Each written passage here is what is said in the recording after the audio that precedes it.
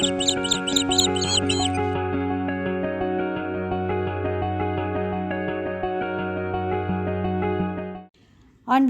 இயேசு கிறிஸ்துவின் நாமத்தில் OLS சார்பாக உங்களை சந்திப்பதில் பெருமகிழ்ச்சி அடைகிறேன். இன்றைய தியான வசனம் திருப்பாடல்கள் 73வது அதிகாரம் 28வது இறைவசனம். நானோ கடவுளின் நன்மையை எனக்கு நலமெனக் கொள்வேன். என் தலைவராகிய ஆண்டவரை என் அடைக்கலமாக கொண்டு அவர் தம் செயல்களை எடுத்துரைப்பேன். ஆம், என் அன்பு சகோதர சகோதரிகளே, தேவனுக்காக வாழ்கின்ற வாழ்க்கை மேலானது. நெருக்கடி நேரத்தில் தேவனை சார்ந்து வாழ்ந்தார் என்று தனக்கு செய்த அதிசயங்களையும் நற்செயல்களையும் எடுத்துச் செல்பவையாகவும் இருக்கிறது. கர்த்தராகிய இயேசு கிறிஸ்துவை நம் அண்மையில் வைத்து கொள்ள வேண்டும். அவரது தொடர்பிலே இருக்க வேண்டும். ஜெபத்தின் மூலமாகவும் வேத வாசிப்பின் மூலமாகவும் அவரோடு தொடர்பிலே இருக்க முடியும். அவர் நம் கண்மலையும் கோட்டையும் நம் பங்குமாய் இருக்கிறார். நம் வாழ்வில் வெற்றியடைய வேண்டுமென்றால் பரிசுத்த ஆவியானவருடைய தொடர்பிலே எப்பொழுதும் இருக்க வேண்டும். நாம் செய்யும் செயல் எல்லாவற்றையும் அவர் அறிந்தவர்தான். ஆனால் நம் வாயினால் அவரிடம் அறிக்கை செய்ய வேண்டும்.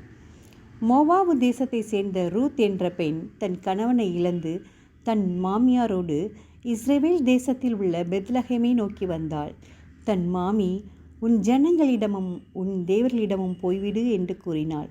ஆனால் ரூத், உம்முடைய ஜனம் என்னுடைய ஜனம், உம்முடைய தேவன் என்னுடைய தேவன் என்று உறுதியோடு வந்தாள். அந்த பெண்ணிடம் அந்த ஊரிலே வசதி படைத்த நல்ல குணமுடைய போவாசு கூறின வார்த்தையை, இஸ்ரவேலின் தேவனாகிய கர்த்தருடைய செட்டையின் கீழ் அடைக்கலமாய் வந்த உனக்கு அவராலே நிறைவான பலன் கிடைப்பதாக என்றான். அதன் பின்னர் அவனே அனாதியாய் வந்த அவளை திருமணம் செய்து நல்வாழ்வு கொடுத்தான். யாரெல்லாம் அடைக்கலம் என்று ஆண்டவராகிய இயேசு கிறிஸ்துவை தேடி வருகிறார்களோ அவர்களுக்கு நல்வாழ்வை அமையும்படி அவர் கிருபை செய்வார்.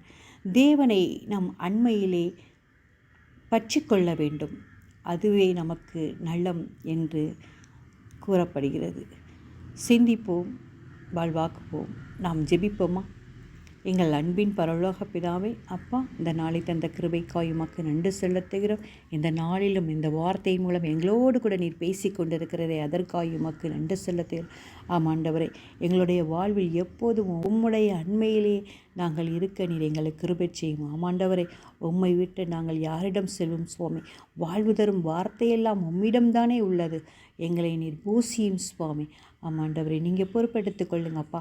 உயர்ந்த அடைக்கலத்தில் அப்பா நீர் இருக்கிறீர். அதற்காக உமக்கு நன்றி செலுத்துகிறோம். அந்த அடைக்கலத்தை நீர் எங்களுக்கு தாரும் சுவாமி. நீ உம்மால் அன்றி எங்களுக்கு ஒருவராலும் செய்ய முடியாது. அப்படி செய்துவிட்ட கிருபைக்காய் உமக்கு நன்றி செலுத்துகிறோம். ஜெபங்களையெல்லாம் மீட்பரும் அருமை இரட்சகருமான இயேசு கிறிஸ்துவின் மூலம் ஜெபிக்கிறோம் எங்கள் நல்ல பிதாவே, ஆமேன்.